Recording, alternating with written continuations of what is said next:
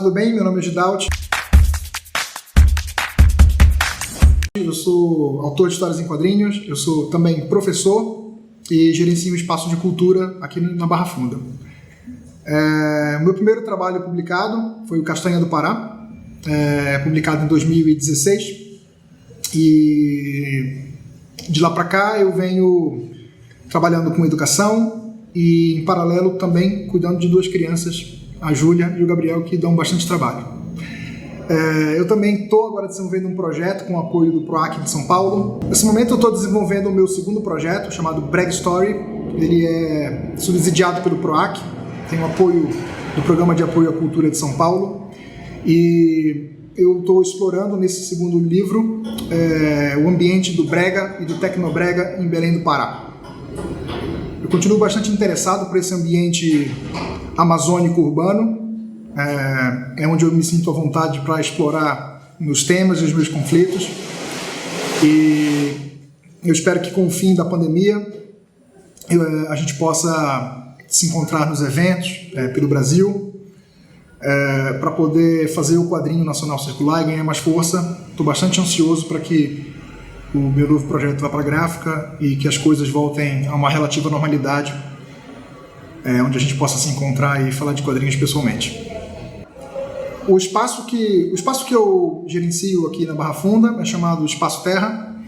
A gente tem um galpão bem grande, onde ele foi todo estruturado para receber artistas que queiram um espaço para trabalhar. A gente consegue dividir esse espaço por metragens bem interessantes, né, já que o espaço é bem generoso.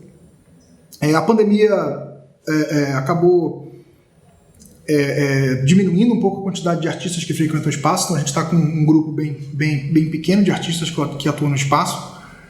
E nesse espaço também eu tenho o meu estúdio, onde eu produzo coisas maiores, como pintura a óleo, grandes formatos, e até faço algum tipo de experiência com gravura. É um lugar também que eu consigo receber amigos, receber outros artistas para produzir, para conversar. E é também um espaço em que eu tenho liberdade também para lecionar, trabalhar com cavalete, trabalhar com modelo vivo. Mas boa parte do meu tempo eu estou produzindo no meu estúdio de casa, né? Eu tenho em casa um estúdio pequeno e lá eu fico focado no computador. Eu tenho uma prancheta bem pequenininha, trabalho numa Cintiq. É um espaço bem compacto.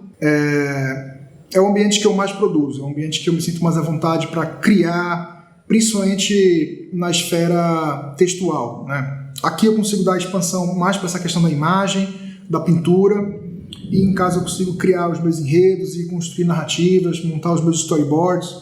Eu iniciei a minha aventura como autor de histórias em quadrinhos relativamente por um acaso. Quando a gente fala no aspecto autoral, eu sempre direcionei os meus esforços para ser um desenhista de histórias em quadrinhos e eventualmente trabalhar com alguma editora. Isso não estava muito sólido na minha cabeça. Somente quando eu vim morar em São Paulo que eu comecei a encontrar o meu caminho em relação ao que eu gostaria de fazer, né? Eu frequentei aqui em São Paulo a Quanta Academia, frequentei muitos ambientes, até mesmo os festivais em Belo Horizonte, Curitiba, onde eu pude finalmente entrar em contato de maneira mais direta com esse movimento, né, com essa efervescência da produção dos quadrinhos.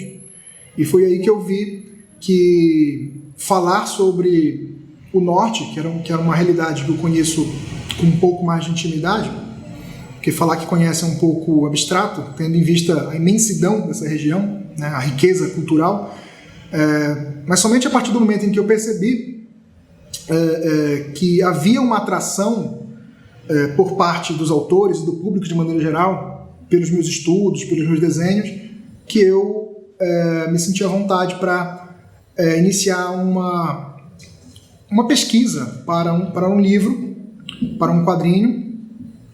E como eu sou tecnicamente professor, né, essa é a minha profissão, é o meu ganha-pão, eu, de uma maneira gradual, fui me aventurando nos quadrinhos, numa espécie de agenda meio a meio, né, como professor, e meio como pesquisador, quadrinista, até que eu consegui, depois de muita pesquisa, desenvolver esse meu primeiro trabalho e pude, de fato, escolher o meu terreno, o ambiente onde eu me sentia à vontade para trabalhar, que é os assuntos ligados ao norte, em especial à Amazônia urbana, né?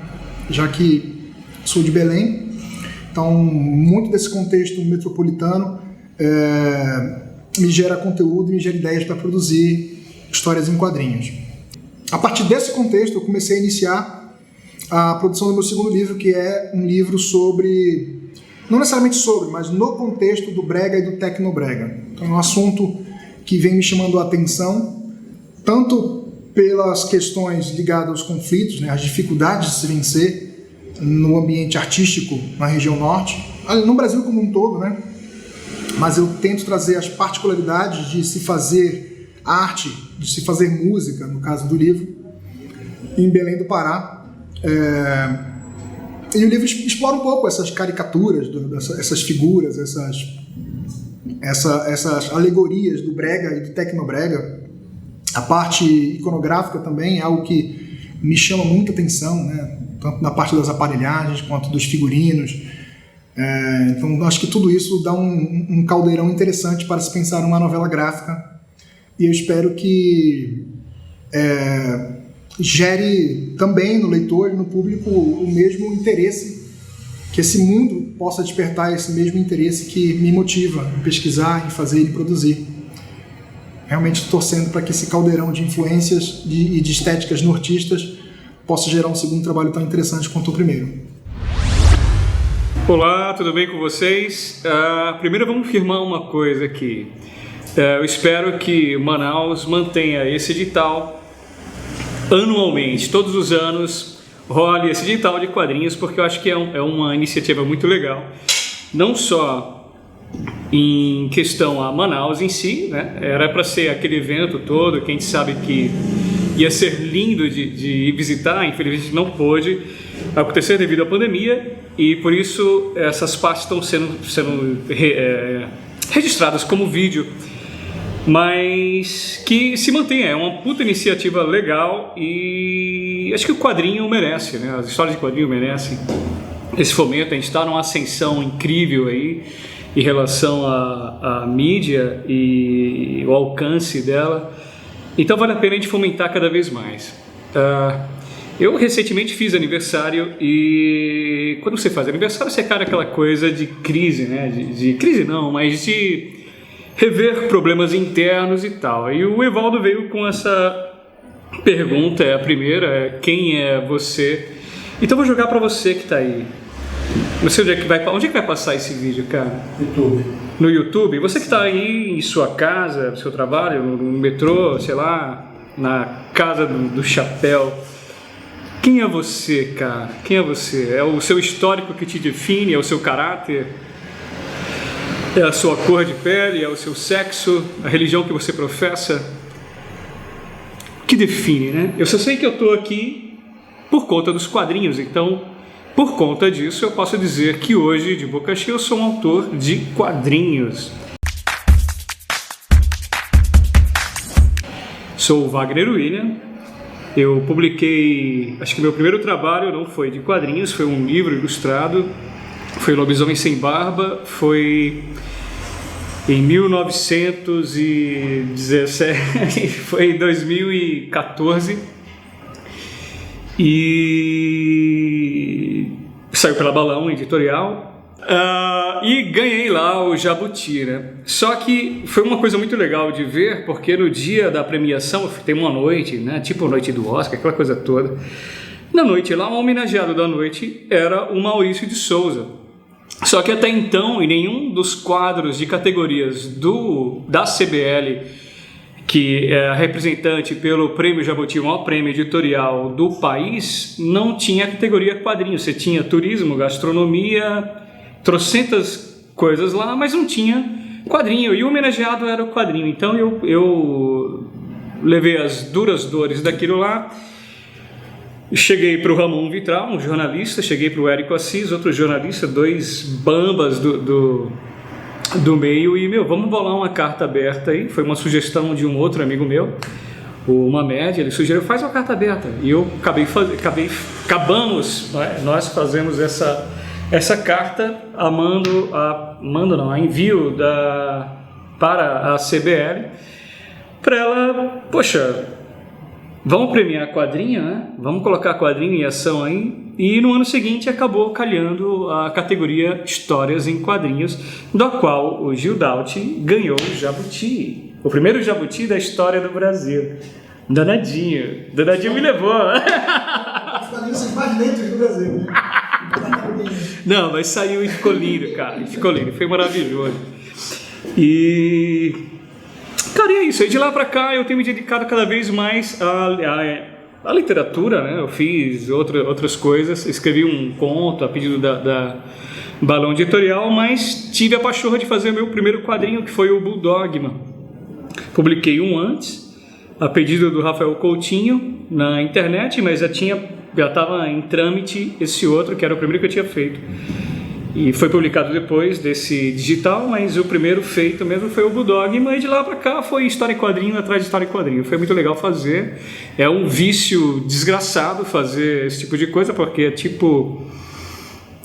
você cria uma narrativa, né? Você cria um mundo. Eu não sou jogador de RPG, acho legal, tá? Eu joguei, acho que na minha adolescência, uma outra vez, mas eu entendi o que acontece ali. Você cai numa história, você faz parte da história, né? Você faz parte da narrativa, você está envolvido naquele mundo. E é um envolvimento a um nível tão extremo quando você cria aquilo, muito mais do que você, por exemplo, jogar um jogo extremamente imersivo, um jogo de videogame, coisa do gênero, mas você cai num campo de imersão incrível, você tem um universo à sua frente, né, de possibilidades, de coisas acontecendo. E você é testado o tempo todo por isso, e esse teste é muito desafiador e gratificante quando você consegue romper esses desafios, né? Chegar e concluir, lograr algum êxito aí. E é isso, eu não sei, eu sou o Wagner William. O próximo que é? Faltam das coisas óbvias. Não dá pra falar de todas, né? Tá, aí das obras. Tá, então beleza, vamos falar das obras. Se quiser destacar. Eu até trouxe algumas. Silvestre, tá aqui. É o meu mais recente publicado. Mais recente, que já tem um ano, eu acho. Tá aqui, acho que dá pra ver. Pá, Silvestre. Saiu pela Dark Side.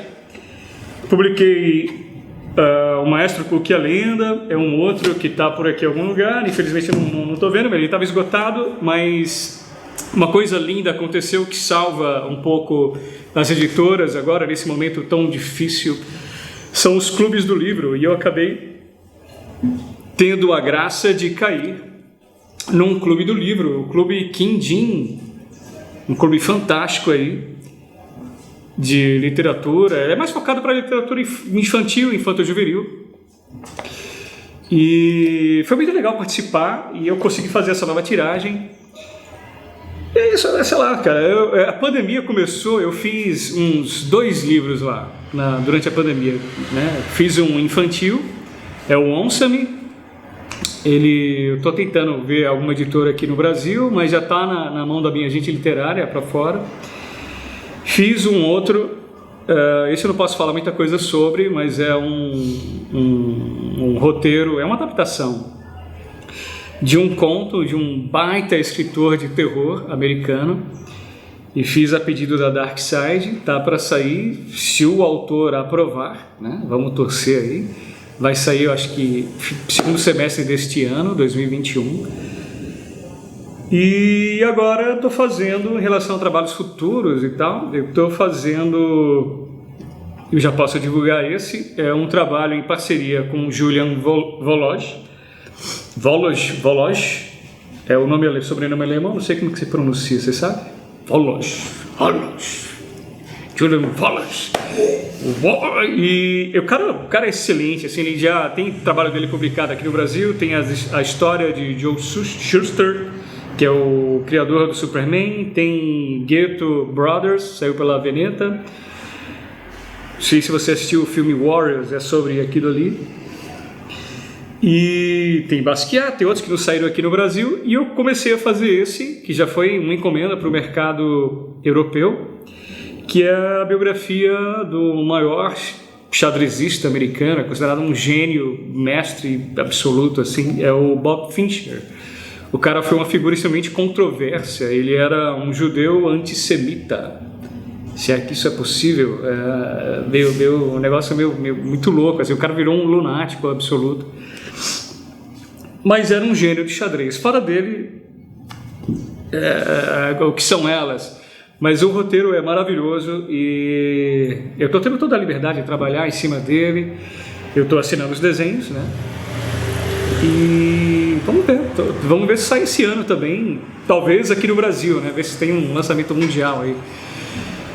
E fora isso, a Lei Aldir Blanc, que surgiu por uma iniciativa, não vou lembrar agora de quem, mas foi linda a iniciativa, foi de alguém dito da esquerda, sei que os esquerdistas, mas foi uma linda iniciativa, ainda bem, obrigado, né? Se não fosse eles, a gente estava na merda. E assim, saiu esse edital dos quadrinhos e eu consegui, eu entrei como suplente, mas deu algum revertrés lá e todos os suplentes foram aceitos. Então esse ano eu vou ter que lançar um outro quadrinho, sabe-se lá como, porque é o tempo no gargalo, eu vou ter que lançar todas as pedras no fundo do rio. E é isso aí, são esses dois projetos. Não, tem um outro, Encomenda da Companhia das Letras, um quadrinho histórico, também vai ser uma coisa meio punk aí de lançar, não sei se vou conseguir lançar esse ano, próximo pode ser que fique para 2022, se houver Brasil. Boa tarde, pessoal. Bem-vindos, quem já está acompanhando aqui a abertura do nosso bate-papo.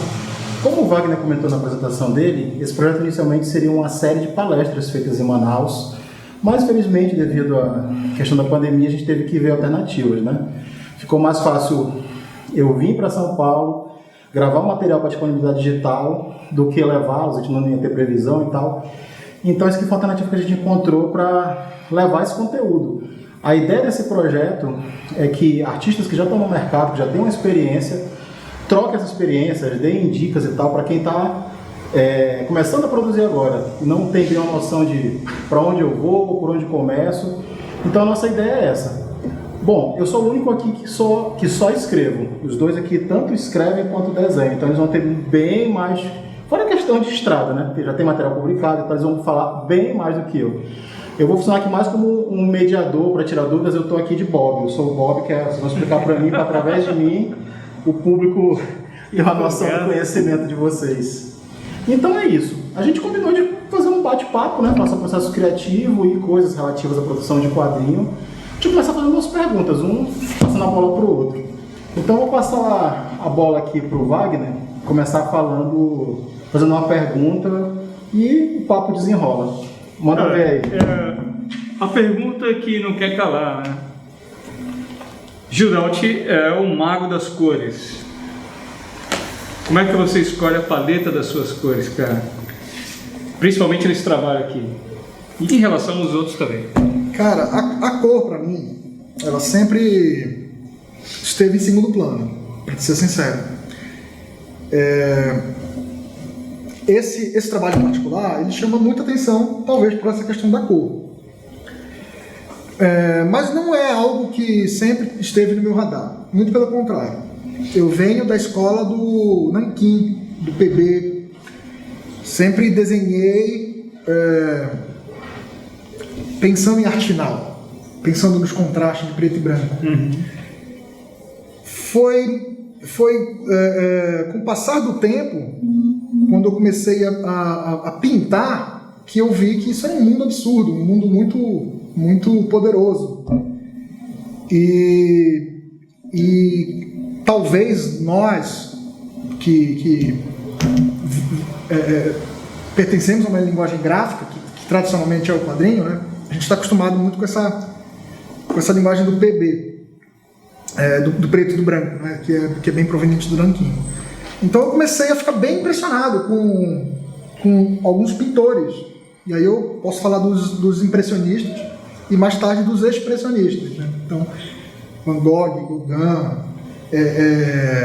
Cézanne, Renoir, Pissarro, toda essa galera da vanguarda francesa começou a me chamar muita atenção, né? Porque são artistas que criaram uma ruptura com essa cor também minimalista, que é a pintura clássica, que é mais terrosa, mais simplificada, mais voltada para os contrastes de valores. Então eu falei, cara, eu queria muito ter um pouquinho disso no meu trabalho, e aí eu comecei a buscar ser um pintor, digamos assim, né? Não somente um quadrinista, eu comecei a conviver com essa ideia de ser um pintor.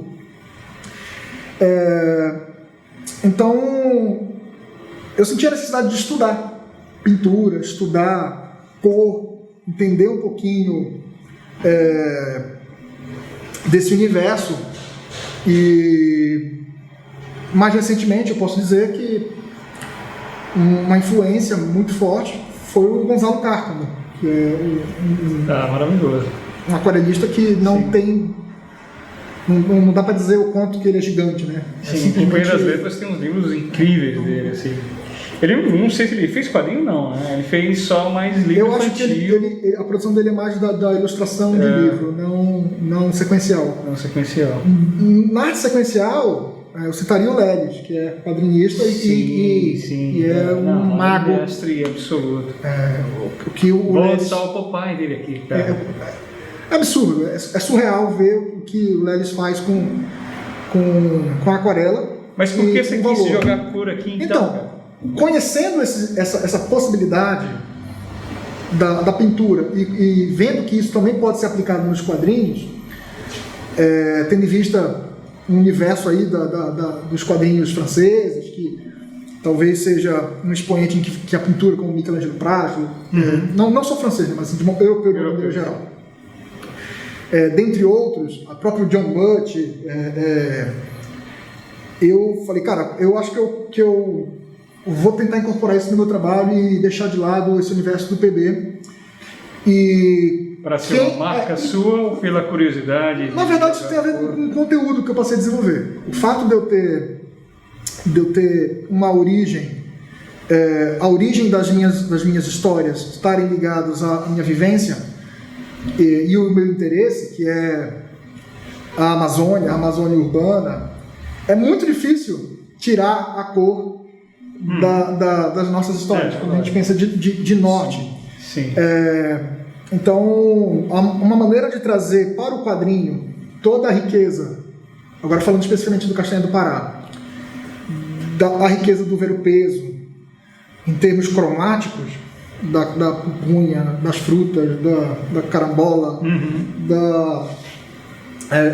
do cupuaçu, do tacacá, do rio, e como que essas cores elas são, e aí vem a aquarela nesse contexto, elas são molhadas, né? Como que a chuva interfere, como que a água vem e deixa tudo, essas saturações meio cruzadas, meio confusas, meio nebulosas. Então eu, a partir desse momento, entendi que a cor seria fundamental para contar essa história e para falar do norte. O norte tem muita ligação com croma. Cara, é uma coisa que me ressalta pra caramba, assim, muito mais do que a tonalidade em si, a questão cromática de cinzas e preto à escala, é muito mais a cor, cara. Quando viu a sua impressão, a primeira lá que você fez, essa é a da Espanha, né? Ela teve ficou bonito também, ficou mais sombrio, eu acho. Né? É diferente da edição nacional. A edição nacional tem um brilho a mais, parece. Eu não sei se aumentaram o contraste, eu não sei o que rolou na questão da impressão, mas ressalta demais, cara, demais. E isso que eu achei legal, porque criou uma... É como se a cor tivesse voz mesmo, tem uma voz potente ali. Né? Em todo o trabalho. E eu acho incrível isso. Eu te confesso que essa questão da impressão é algo muito assustador para o artista, porque é difícil, muda muito, né? eu venho de originais, todos feitos com aquarela Rembrandt, todos feitos com papel Fabriano, tem todo um cuidado técnico, né? E é caro fazer isso, é caro fazer pra caramba, né? Você compra fazer tudo em Rembrandt, com material de primeira, né? E aí você tem aqueles originais assim, que o azul é aquele azul que só uma tinta profissional de aquarela ou uma tinta artística de qualidade vai te dar. E quando você converte isso para uma tinta offset, que obviamente que é uma tinta também muito poderosa, a tinta gráfica, tá aí a gravura que usa a tinta offset para imprimir, né? É bem poderoso. Mas há um gap gigante, né? Há um gap. E quando o livro passou a existir, e não mais o original, na minha vida, foi um pouco chocante, eu demorei para me acostumar com isso. Assim. E olha que eu venho da publicidade, eu estou acostumado a passar madrugada em gráfica, rodando folder, cartaz, revista. Sim. Mas quando é o nosso trabalho, e acima de tudo, quando é um trabalho artístico, o choque é muito grande. E foi quase que uma quebra de paradigma. Assim. Eu tive que aceitar que é uma outra coisa, uma outra linguagem. Né? Eu imagino, e vendo, por exemplo, outros aquarelistas, comparando os originais com a impressão, isso você fica um pouco mais confortado, porque de fato é isso, você vai ter uma mudança que sim, apresenta perdas, né, porque não é original. Sim. Eu imagino que Leonardo da Vinci iria sofrer muito em ver a Mona Lisa impressa de maneiras tão distintas, em tantos livros, em tantos jornais, etc. Não, é complicado, cara. Uma coisa, por exemplo, que eu estou usando agora desse meu aí do xadrez lá, e usei no do Cuco, pelo menos para nova reimpressão. Assim, trabalhos que você faz digitalmente. Então, eu estou fazendo lá um quadrinho preto e branco. Tem o preto, o branco e o cinza, um cinza médio, um cinza mais pro claro, um cinza mais pro escuro. O cinza mais pro escuro, ele tem que ter uma diferença mínima aí de quase 30% do preto. Porque senão, na impressão, esse preto mescla. É quase 30%, cara. Tem que ser tudo muito contrastado ali. Mesmo que você faça manualmente, no analógico lá, e você fotografa e registra, e depois você vai mandar lá no InDesign, não sei o quê, você tem que ter esse cuidado de diminuir a escala do cinza, os mais escuros pelo menos. Justamente por isso, cara. É complicado. Esse gap é meio foda, assim, e interfere pra caramba. Tanto que os originais, depois digitalizados, eles apresentam saturações bizarras na tela do computador. Bizarras, você não reconhece. Sim. Mais uma vez. Mas dá para controlar no digital, no Photoshop você vai lá, Ctrl N, se controla e aproxima um pouco. Agora é difícil aproximar isso daí da gráfica. Então, é por isso que no caso de trabalhos de pintura, é necessário um produtor gráfico experiente, porque eu entendo que a gente tem esse entendimento técnico de que se eu baixar um cinza um pouco, eu vou conseguir, na hora da impressão, distinguir o valor máximo do valor médio e do valor mínimo. Isso aí é uma métrica que a gente absorve rápido. Só que quando a gente fala de saturação, quando a gente fala de matizes, né, a gente fala de uma gama de matizes imensa, o laranja é um temperamento e o pink é outro e o azul é outro. Por exemplo, o azul está muito mais para essa lógica de escurecer o teu trabalho. E o amarelo, ele já tem uma lógica de que se ele eventualmente receber qualquer carga de uma outra cor, ele já não é mais o amarelo que você quer. Então, eu acho que a terceirização desse processo, né, um produtor, uma pessoa especializada em tratamento, e a SESI nesse sentido foi fenomenal. Eles fizeram uma segunda edição, a primeira edição tá show, obviamente, foi um livro que teve bastante eficácia, assim, no sentido técnico, mas a SESI foi lá e ela arredondou essa questão das cores, mas os mesmos arquivos, quando vão para uma tradução, vai do papel que o cara vai escolher lá. Então... Não, a SESI é um ponto fora da curva, assim. A gente está vivendo esse momento de edições de luxo, capa dura, o caramba 4, não sei o quê. Só que a SESI vai lá e manda aquelas brochuras. Tudo bem que o tamanho maior, mas brochura e um preço acessível, assim, cara. Para histórias que não precisavam ter capa dura nem nada, e funcionam lindamente. Verões Felizes, por exemplo, a série Gus, que eu acho fantástica do Sfar, não sei se chegou a ler isso daí, do Faroeste, chegou a ler isso daí? Pô, cara, é fantástico, cara. É um dos melhores, o 4, são 4 ou 5 volumes, sei lá. Mas o volume 4, puta merda, cara, é uma obra-prima, assim. Mas essa questão também de brochura, né? Também é algo que também eu gostaria de destacar, que eu passei por algo parecido nesse sentido, né? Minha primeira edição é capa dura, e eu como autor estava apegado a essa ideia de que um quadrinho ele precisa de capa dura, quando na verdade não. É bonito, mas você tem outros livros que não saem. É lógico. Então você já está nessa lógica de que o melhor para o livro é circular, é alcançar o público.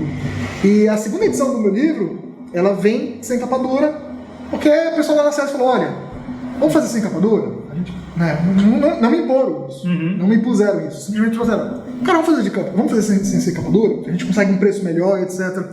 E como a primeira edição foi em capa dura, eu passei por muitas situações em que a pessoa não levava o livro por conta do acréscimo financeiro que a capa dura dá no livro. Entende? Eu sei que se de repente esse livro está R$10 mais barato, ele sai com mais facilidade. Então, eu acho que é uma opção bem interessante também pensar em dar ao leitor a chance de ter mais espaço na estante e mais economia na hora de uma comprar coisa o livro. que, nessa coisa de viabilizar o livro, uma coisa que eu achei meio punk, assim, cara, de saber. Tinha uma época que eu fui fazer, não sei se foi o Maestro ou foi o Martírio de Joana d'Arc, eu fui cotar impressão em papel jornal. Que até então a gente tem que papel jornal, o livro vai ficar super barato. Papel jornal estava o mesmo preço de um pólen, que é um papel mais sofisticado. Que mundo vivemos, cara? Que mundo é esse, meu? Essa questão da lógica da impressão é algo que é bem interessante também de estudar e acho que é bem determinante para o sucesso de um livro. Sim. Aí eu queria te perguntar uma coisa também, Wagner, uma curiosidade que eu tenho. Você é um quadrinista já bem experiente, né? Já publicou vários trabalhos. Eu queria saber como que você dá início ao teu projeto, no sentido do que você vai falar e como você vai falar. Como você equilibra essas forças de o assunto que te interessa, a linguagem que você vai usar, você tem uma certa versatilidade na tua maneira de contar uma história, ou seja, você tem a capacidade de escolher o melhor estilo gráfico. Como você dá esse corpo para o teu trabalho até que o livro finalize? O que passa pela tua cabeça para que você faça as melhores escolhas? Conta um pouquinho pra gente sobre isso. Eu tenho uma pergunta que vai nesse caminho, eu vou acrescentar. Tu começa um projeto e tu só inicia outro quando tu fecha um, ou tu trabalha em mais de um projeto ao mesmo tempo? Incluindo na pergunta dos gigantes. Tá, vamos lá. Assim, a gente tem todo o processo criativo. Você tem uma ideia, você tem uma sensação que você quer passar, uma emoção, um conceito, sei lá, uma história que você queria contar, alguma coisa. Que linguagem vai representar melhor isso? É uma instalação? É uma pintura? É uma música? Aonde ela se interage melhor? O primeiro ponto é entender isso daí. Né? Então eu tenho pintura, tenho algumas musiquinhas lá safadas, não sei o quê, porque cabia ali, né? Eu acho que isso aqui vai representar melhor. É uma linguagem melhor para representar aquilo. O quadrinho, na verdade eu sou um autor de histórias em quadrinhos acidental, posso dizer, porque eu acho que a maioria do que eu criei de quadrinho, eu criei para ser... maioria não, mas Silvestre e A Lenda do Cuco lá, o Maestro Cuco e a Lenda, por exemplo, esses dois nasceram como literatura infantil. Na verdade, nasceu Silvestre como literatura infantil. Era um livro de um caçador que não consegue caçar ninguém e no final, ok, tem um spoiler ali. Era para ser um livro infantil de terror. Eu tinha visto aquele filme Babadook. Lembra do Babadook? Você assistiu? Não.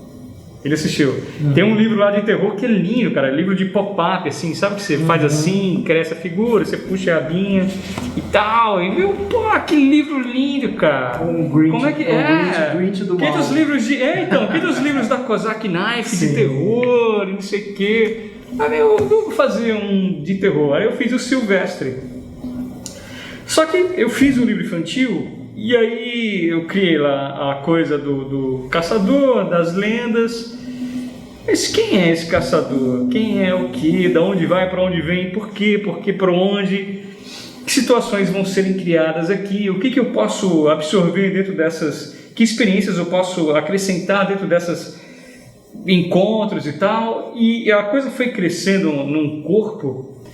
Então eu vou deixando muito a história também dizer o que ela quer me contar, os personagens dizerem para onde eles querem ir. E nisso acabou virando história em quadrinho. Nisso do Silvestre, eu fiz as lendas do cervo, a lenda do castor, a lenda do cuco. E a lenda do cuco, pô, eu criei a lenda do cuco e eu achei, pô, que lenda legal, que coisa. Tem coisa aí, dá para tirar ela daqui e criar uma outra coisa. Então, respondendo um pouco da sua, eu estava fazendo o Silvestre, mas peguei a do cuco. E me debrucei só pelo do Cuco. Aí deixei fora o livro infantil Silvestre e vou fazer um livro infantil só do Cuco. Aí o livro infantil do Cuco virou um quadrinho de 40 páginas, de 80, de 120 e foi para os 200. Então assim, eu não tenho muito... eu tenho um cálculo inicial de saber, eu tenho que contar alguma coisa, né? Esviscerar algo. Esse algo vai ser uma escultura, vai ser o quê? Quando eu entendo o que vai ser um livro, tem que ser um livro, tem que ser uma narrativa. Aí depois é que eu vou entender que narrativa vai ser. Vai ser um livro de contos ilustrados, como Lobisomem Sem Barba? Vai ser quadrinho, livro infantil? O que vai ser? Enquanto eu estou fazendo o processo, eu vou tentando aqui. Aí nesse tentar, na produção, você começa a entender os pormenores, a ideia começa a se maturar melhor, e aí você, não, é isso, aí vai encaixando. Você chega a compartilhar esse processo para um tipo de feedback inicial, ou você vai no seu taco até o final da obra e... Esse processo inicial eu vou no meu taco. Aí depois que eu decidi, vai ser história em quadrinho, vai ser isso.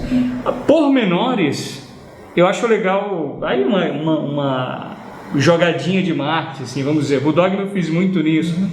Então eu joguei lá que tipo de fonte funciona mais, já que quem vai ler é o leitor. Então o texto, a leitura, achei bonito o leitor decidir, né?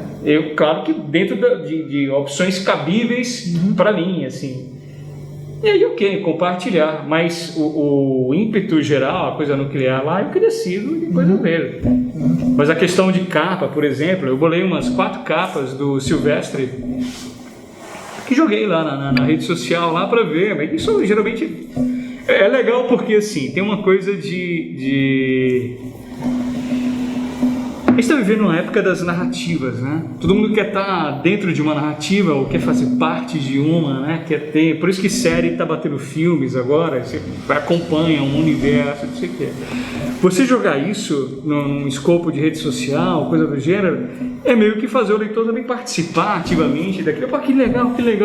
Então, às vezes, quando você lança o livro, você já tem meio que uma venda garantida ali. O cara participou disso também, eu fiz parte desse processo. Isso é bacana de ver, né? Só que, lógico, não é aquele você decide da Rede Globo de antigamente lá. Você põe opções cabíveis para você e eu acho bacana. No final, o livro, depois que dá o ponto final, ele pertence ao leitor, não pertence mais a você, né? Então, algumas decisões, mínimas decisões, acho que é legal compartilhar, acho bacana.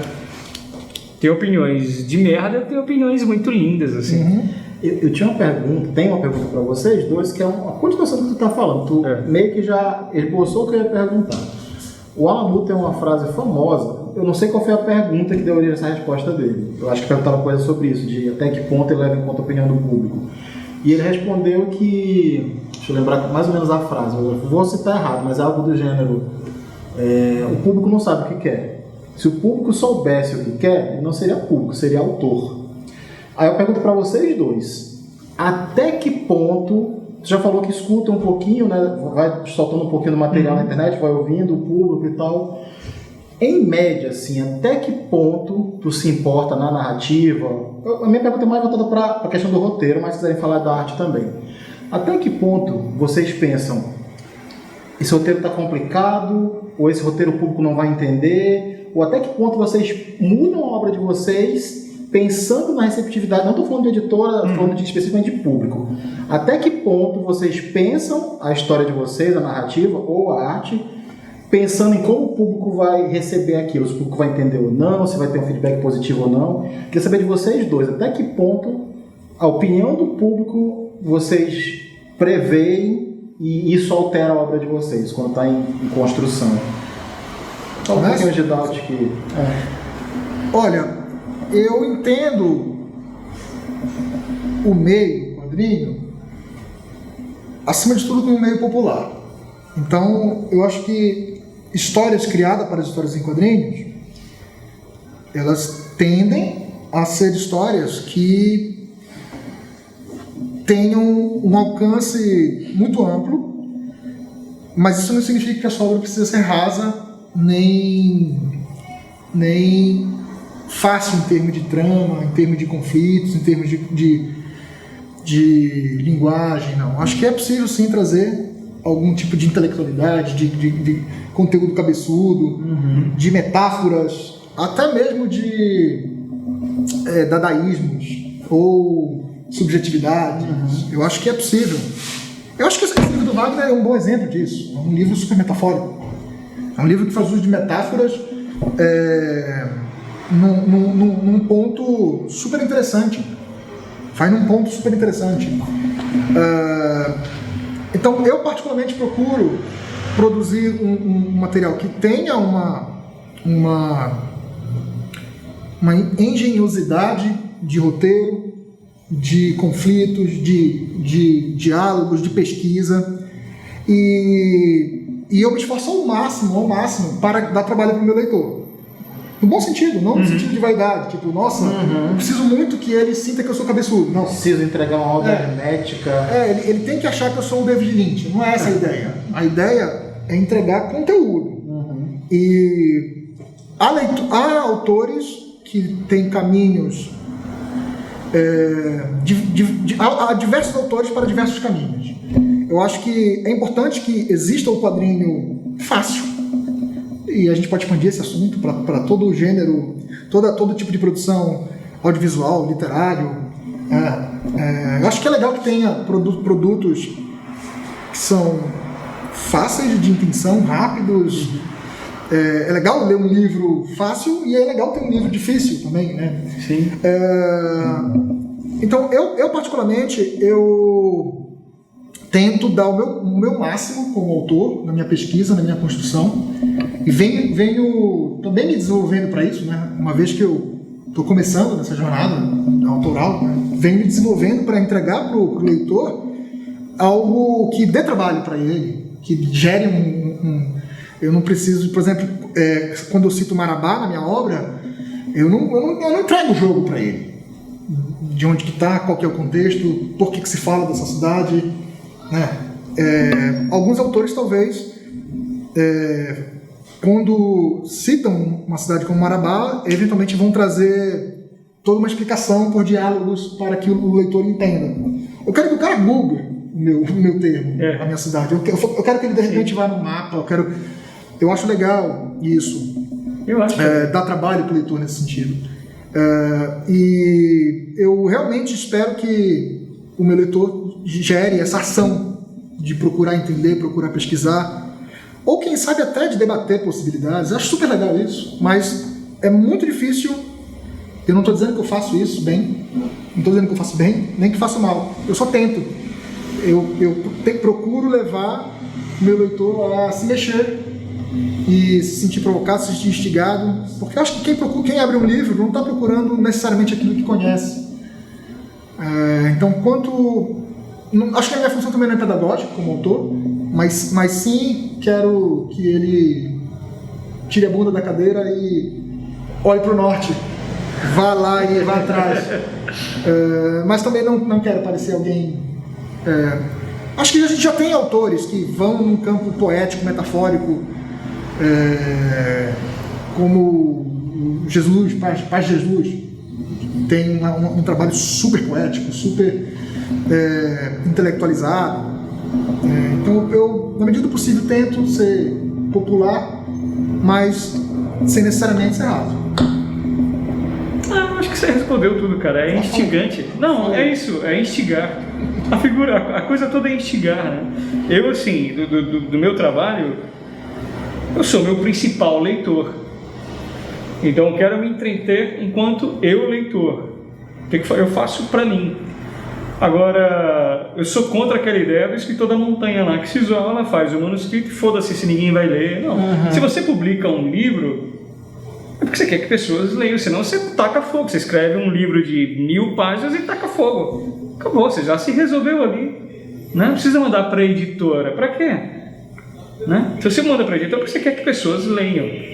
Se você quer que pessoas leiam, eu sou partidário disso. Você tem que instigá-las. O Gildói está falando uma coisa muito legal, assim, da reverberação do quadrinho em relação aos leitores e o quanto atinge, o que acontece, curiosidades, etc, não sei o quê. E ele falou de um caso de uma moradora de uma casa que ele ilustrou aqui e entrou em contato direto com o Gildói. Então tem coisas que a gente coloca na obra que são bem pequenas, né, em termos do seu processo de pesquisa, que não é todo mundo necessariamente que vai entender a referência, por exemplo, da mucura. Óbvio que em Belém isso aí é generalizado, não sei se em Manaus também tem esse conhecimento de que o Paysandu é a mucura, que o leão é aquilo. Há uma referência também do tabu de jogos, quantos jogos o Remo perde do Paysandu, ou o Paysandu perde do Remo, para que ninguém me apedreje nas redes sociais, né? Leão e Pampão.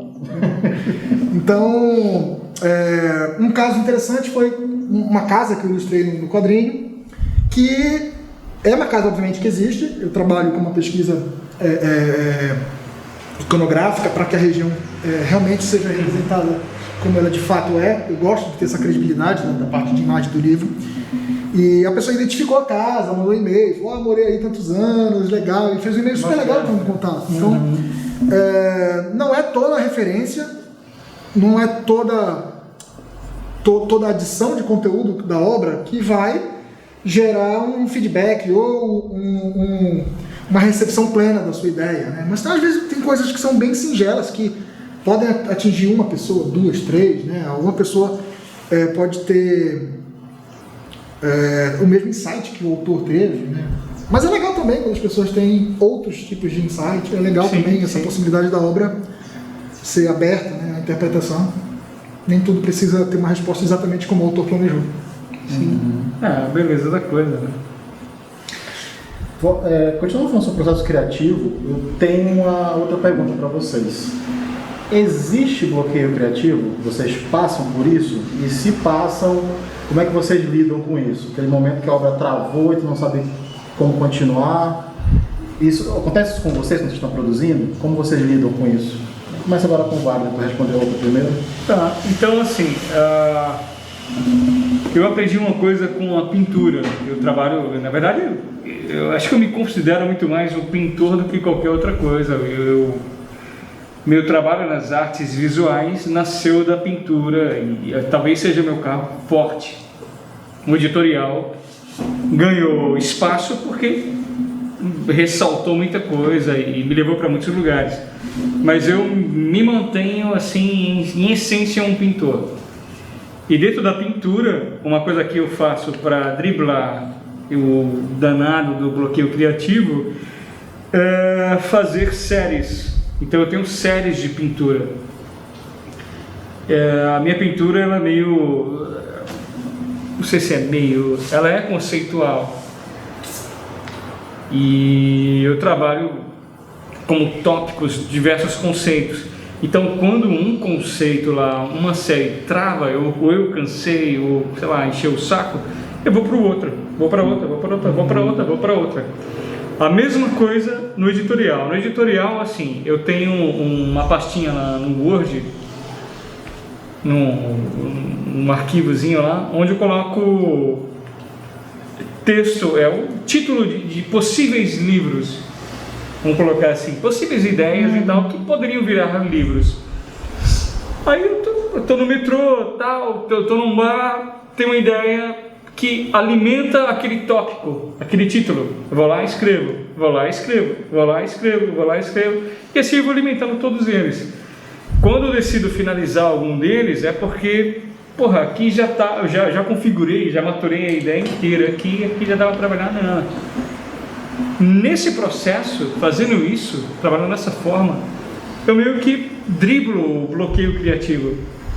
A gente foca só numa coisa, aí não é só isso aqui que eu vou fazer, vou esquecer o resto e não tenho mais nada para fazer.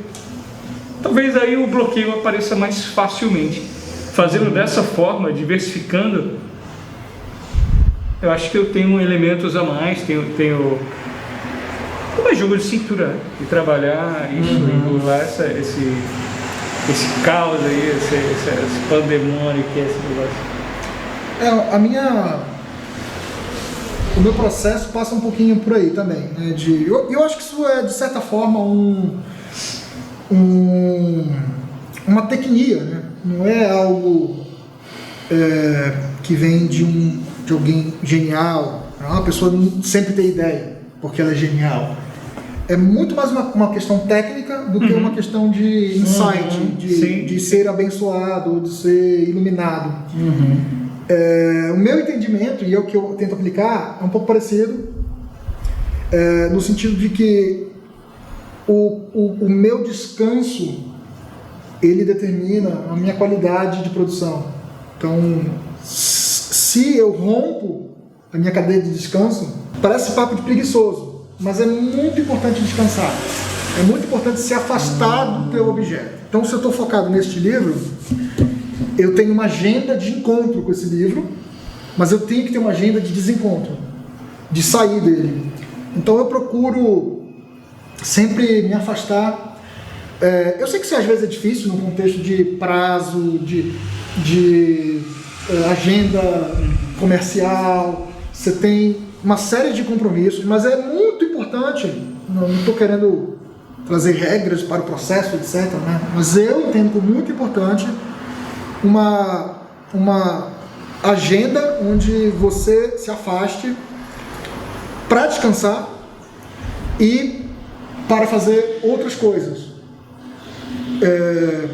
na esfera do descanso, mas também na esfera da produção. Então eu procuro sempre estar escrevendo muito, pintando muito, lendo muito, brincando muito, dormindo muito. Eu procuro fazer várias atividades de maneira que eu me afaste do assunto. Dormindo muito eu pulo. Infelizmente eu preciso dormir 8 horas por dia, cara. Não tem jeito, eu já tentei essa rotina 5 da manhã, 5 a.m. club. Never sleep. Sleep 15 minutes. Eu já tentei de tudo, velho.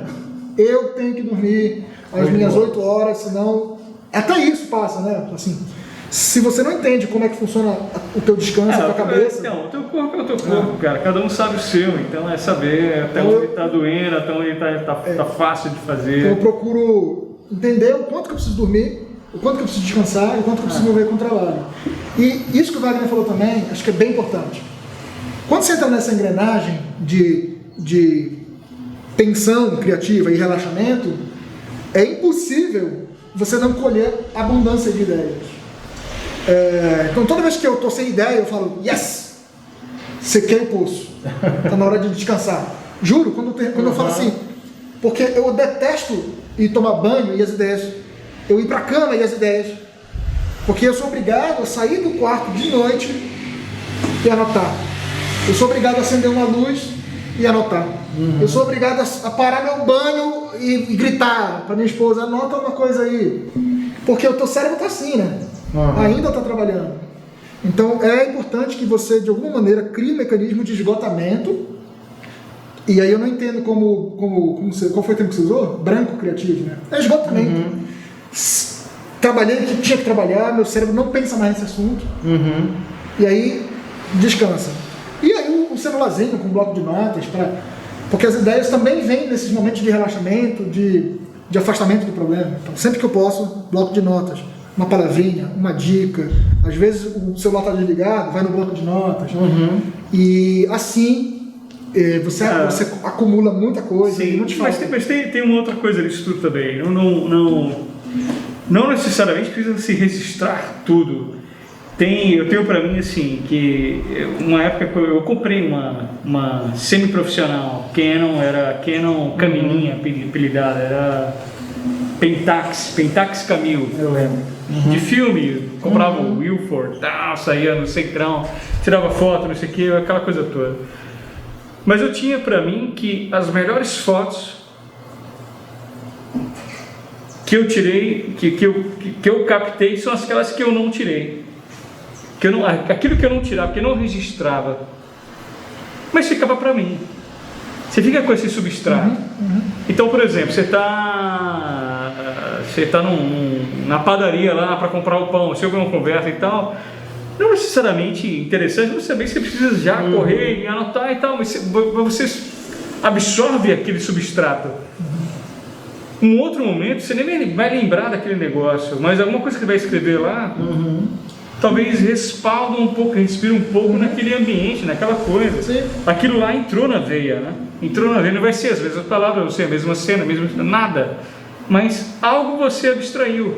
Então eu acho que o principal, na verdade, do autor, assim, é se jogar, né, cara? É se jogar, é ter experiências, é ter vivência, é estar no mundo. Tudo bem que agora a pandemia fudeu todo esse negócio, fudeu todo o rolê. Mas eu acho que ainda assim a pandemia ela te gera um redesenho. Que pode ser interessante. Tem muito criativo que está colhendo frutos desse contexto novo. Sim, é uma outra lógica, trabalhar uma outra lógica. Então, tira proveito dessa situação. Crise, bonança. Essas situações todas vão gerar configurações e inputs e outputs diferentes. Né? Só para encerrar, é um assunto que eu gosto bastante, eu acabo falando demais. Que você comentou. Eu sempre gosto de ouvir você. Nem sempre que nem sempre a gente precisa. As verdades e as mentiras. Não? Nem sempre a gente precisa anotar. Nem sempre a gente precisa anotar, concordo? Nem sempre isso precisa ser registrado. Às vezes eu experimento isso, de falar assim, se essa ideia for boa o suficiente, ela vai retornar na hora que eu estiver no ofício. Acontece às vezes de eu ter uma ideia e quando eu vou para o papel, para a tela do computador, colocar ela no lugar dela, adivinha, ela já está lá. Eu repito a ação. Né? Então, por exemplo, assim, vamos supor que a minha ideia seja sapato vermelho na página tal. E eu não quero fazer isso agora. Puxa. E quando eu retorno, eu volto lá, eu vejo que eu já coloquei. Já está uma observação lá. Só que a gente está nessa rotina tão grande, parece que é coisa de doido, né? Só que a rotina é essa, de, poxa, cena tal, bituca de cigarro. Aí você fica com aquilo na cabeça. Se esquecer, é porque talvez não fosse tão importante assim. Mas as boas ideias, elas tendem a te perturbar novamente. E você até reencontra ela no livro. Como uma duplicidade. Grande, né, cara? Acontece. Eu acho bacana também. A gente é uma esponja, né? Uma esponja de informações, de coisas. A gente espreme e alguma coisa vai sair do que a gente absorveu. Então, acho que a gente tem que absorver bastante. Acho que a grande verdade é absorver bastante. É isso, acho que... Quando o cara tem um processo, eu não sei, em relação a como você falou, como é que é a pausa criativa, ou como é que é o nome? O bloqueio criativo. Bloqueio criativo. Sem ideias. É meio difícil ver assim, vislumbrar isso. Talvez você fique com um bloqueio criativo quando você está de saco cheio mesmo. Né? Aí, mas aí é aquela encheu o história. saco, O bloqueio, fora, cara. o bloqueio criativo, para mim, ele se apresenta num esgotamento. E aí é hora de descansar, é hora de ver Netflix, é hora de ficar no YouTube, é hora de ir para rede social, é hora de brincar com o cachorro. Fortnite lá. Porque Pra aparecer a cabeça, né? da feita que se estabelece uma rotina de stick e puxa das ideias, o problema é outro. O problema é ideias boas que matam ideias não tão boas. E aí a obra vai ficando qualificada. Então você vê, eu tenho tanta ideia guardada que está na hora de eu escolher, matar algumas ideias, porque você não vai fazer um livro de 1000 páginas. Você não vai fazer um trabalho... Você não pode pintar todos os quadros que você imaginou. Então você vai ter que matar algumas ideias para aquelas que merecem ganhar vida. Né? Então acho que é muito mais por aí, de criar uma rotina, um envolvimento saudável, do que achar que a coisa vai acontecer. Acho que é muito mais uma rotina, uma vivência, um autoconhecimento de ir coletando. Até mesmo referência, para quem trabalha com imagem. Às vezes eu estou zapeando no Instagram e a cena que eu queria estar lá. Sabe? A cena que eu queria estar lá, é uma foto, não sei. Imagina quantas obras não vão sair. Esses dias eu assisti o primeiro filme Covid. O primeiro filme Covid. Da Netflix, com a Hathaway e um cara lá, esqueci o nome dele. Como era o nome do filme? Porra, era sobre um assalto às joias. Primeiro filme Covid. Imagina quantos não vão sair agora. É o francês? Quanta literatura vai ter? Não, é americano, cara. Não sei se a produção é francesa, mas os atores são americanos. O filme até é divertido, é uma comedinha assim, meio romântica. Eles estão em crise porque estão convivendo juntos, tá aquela mesma coisa. Mas aí rola um rebosteio, ele tem a chance de ficarem milionários, roubando lá um negócio, porque não tem mais segurança nenhuma, não tem nada. Não tem. Entendeu? Foi muito bem inventivo. Então eu acho que assim, é olhar ao redor, né? Olhar ao redor sempre. É abrir os ouvidos e os olhos, cara. Tá? Porque as histórias estão aí. Uma vez eu tomei uma cervejinha com o Marcel Aquino, cara. Que fez um Invasor e tal, um Matador, não sei o quê. Fez uns filmes legais, fez livros fantásticos. Ele estava no Sesc, a gente saiu, parou num barzinho lá. E ele falou isso aí, cara, se você ouvir as conversas que tem por aí, dá cada livro, é isso. O Sorkin até comenta que ele não consegue mais ter um relacionamento sincero. Porque de verdade, um relacionamento sincero, pessoal. Porque ele está sempre interagindo com as outras pessoas, colhendo material. Jogando bombas assim, para ver o que vai dar. Será que o personagem vai soltar isso aqui para mim? Na verdade, toda conversa, todo diálogo, toda interação social pode ser, um momento de roubar. Sim. Ele está o tempo todo roubando. Né? Material para virar roteiro. Ele está sempre roubando. E acho que é por aí. A gente conversou no intervalo sobre tendências de roteiro e tal, e como o cinema, a série, o quadrinho vão se influenciando e tal. A gente falou sobre a questão de referência, né, que está na moda hoje fazer série, fazer filme cheio de referência e tal. Outra coisa que está muito comum é a questão de plot twist, né? Para quem não sabe, é aquela reviravolta. A história está indo por um caminho e é meio que a tendência de narrativa que a história tem que ter uma reviravolta em algum momento. Queria saber o que vocês acham disso, se vocês acham que é uma coisa válida, como vocês trabalham isso, a questão de que a história não pode seguir e terminar no mesmo caminho. Você tem que, em algum momento, surpreender o leitor. O que vocês acham disso? Então, sobre isso daí, jornada do herói, gerenciamento de conflitos e tal, isso é o que significa uma boa história? A minha resposta é uma só. Caguei e andei. Passa a bola. Não tem, cara. Não tem porquê. Não tem. Cada história pensa como um quadro, como uma pintura. Né? Você teve uma ideia, um conceito, uma sensação, uma emoção, o que for. Você capturou, você jogou isso numa tela. Tem que ter a jornada do herói naquela tela, naquela imagem, tem que ter nada, cara. Não tem que ter nada. Tem que, na verdade, fluir, tem que fazer sentido para você. E se fizer para o outro, melhor ainda. Acabou. Se isso vai ter jornada do herói dentro, ok. Se não vai ter, ok também. Né? Não faz sentido, não tem que ter conflito, tem que ter, não tem que ter. Na questão do livro, acho que a maior prerrogativa de qualquer livro, qualquer literatura, russa, quadrinho, o que for, livro, a merda que for, do livro, a única prerrogativa que existe, que tem que ter, isso tem que ter, é fazer o leitor virar a página. Fazer o leitor virar a página. Virar a página, até o final. É isso. O que faz isso? Não é, seguiu a jornada do herói, teve conflitos, Não é nada disso, cara. É outra coisa. Isso é outra coisa que eu ponho. Eu acho que essa questão que talvez reverbere muito no ambiente das redes sociais é esse fenômeno de que todo mundo é especialista, todo mundo conhece a estrutura da narrativa, todo mundo conhece a estrutura de uma boa pintura, da poesia, da música. Você escuta uma música, mas essa música ela não tem um equilíbrio entre os graves e os médios, a batida está tantos BPM, né?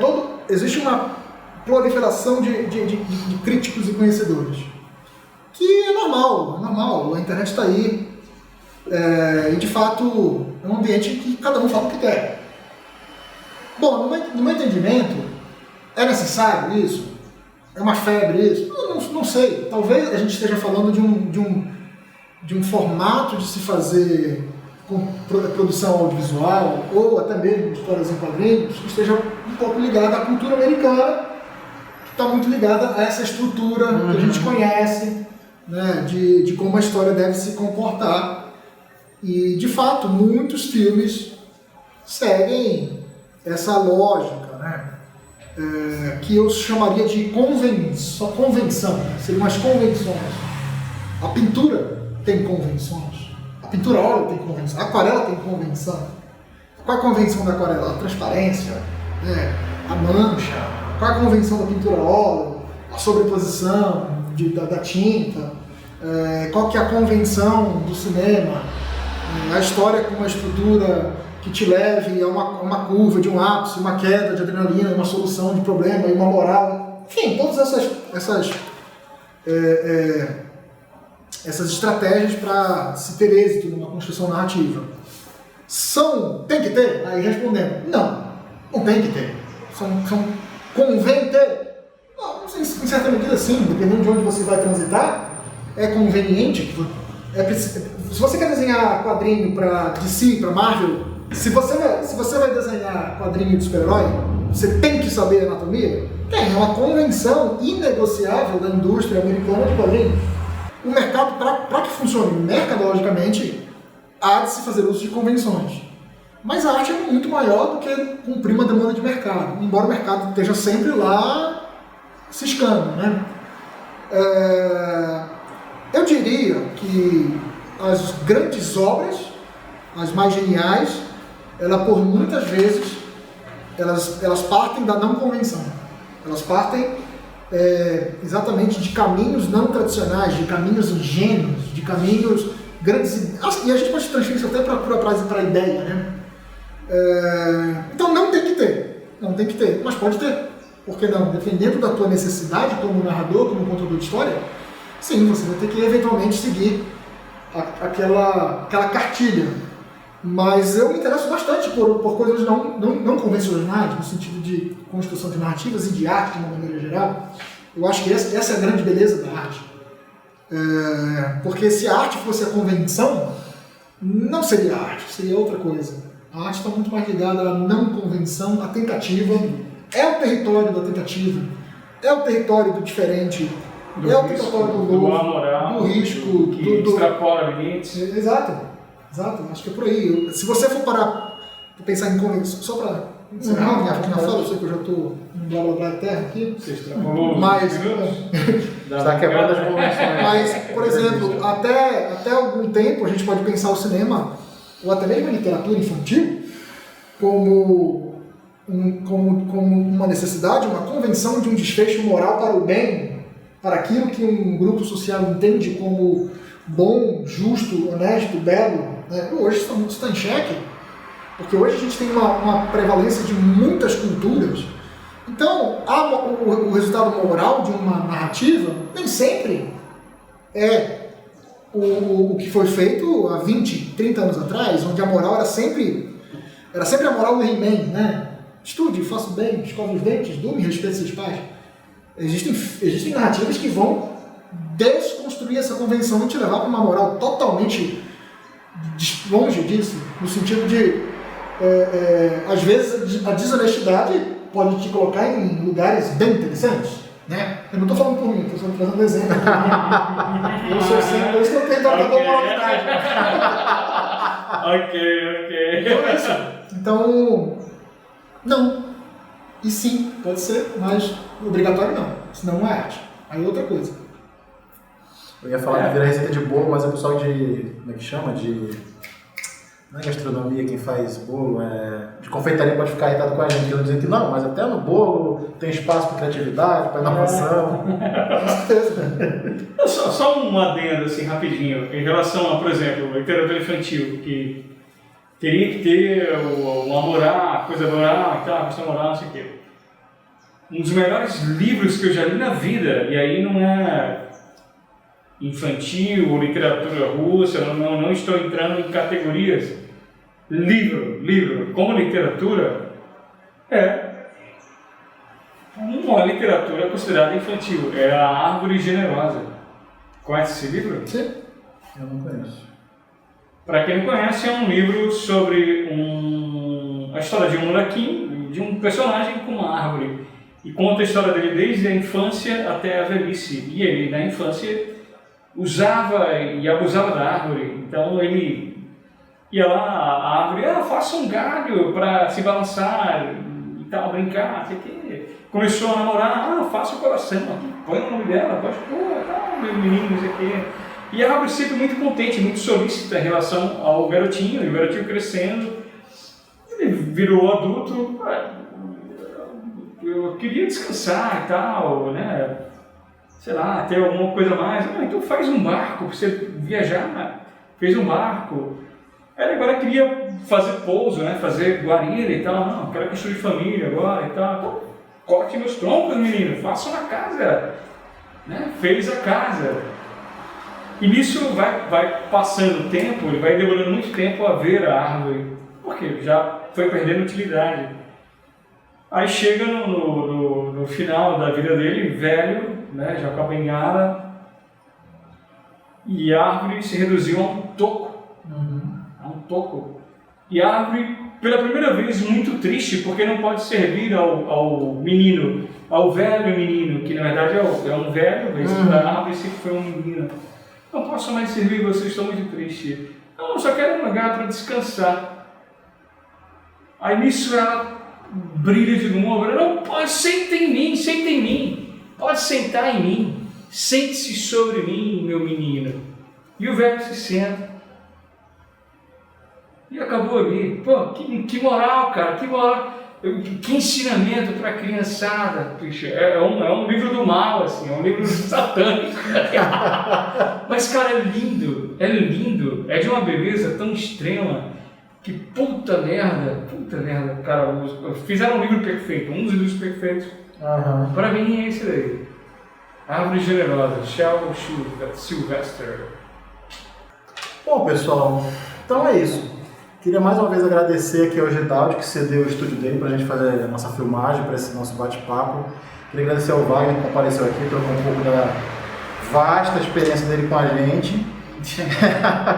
E como ele falou no início, né? Com esse cabelo branco, cara, você que basta. Eu não fiz uma relação. Tem o mesmo negócio, a mesma experiência dele aqui, pô, começamos juntos, pô. Eu queria encerrar voltando ao que tu falou no início, o Wagner falou nisso na abertura dele, né? Que isso aqui é uma alternativa que a gente encontrou para realizar a atividade de exercício físico em Manaus, mas que a gente espera ter a oportunidade de ano que vem, o evento que não pôde rolar físico, a gente consiga fazer lá em Manaus. É isso aí. Mais uma vez, obrigado a vocês. Se quiserem e a gente estará lá. Oi? Nós estaremos lá, firmes e fortes. Estaremos em Manaus. Sem convite. E tá com a cara na mão. Hein? Tá com a cara na mão. Que é do Pará. Brincadeira. É nosso. Obrigado, pessoal. Obrigado. Até a próxima. Falou, falou.